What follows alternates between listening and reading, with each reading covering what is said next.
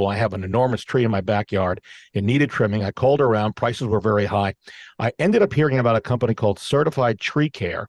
I checked, they're bonded, insured, and then their prices were reasonable. So they did the work a week and a half ago, and I was extremely happy with it.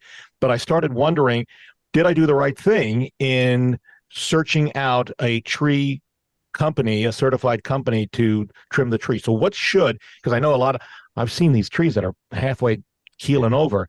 What should our listeners do if they've got a problem with trees or arborvitaes or shrubs that are tilting and going haywire? How do we seek out the right people? So I think the thing that you'll hear out there is that you're looking for a certified arborist. Those are the ones that actually know how trees develop, how they grow. They're the ones that you're gonna want for any work that's close to the house, anything that puts, property, at risk, personnel at risk. You definitely want to make sure, like you did, to make sure that they're licensed, that they're insured, maybe they're bonded. But there's an awful lot of people that will be storm chasers that'll walk up, knock on your door, and present themselves as, tree trimming specialists. And then you got to remember that once they trim the tree, there's no putting it back on.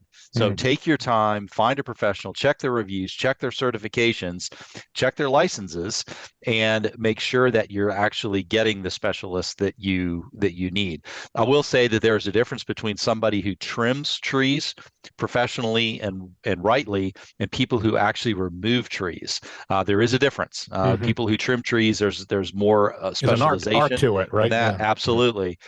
So you do need to make sure that, just like Cora was just saying, find the professional that has the experience in the area that you need that tree cared for, whether it's removal, whether it's trimming, stump grinding, whether it's shrubs that require replacement. Those are all different practitioners in those arts.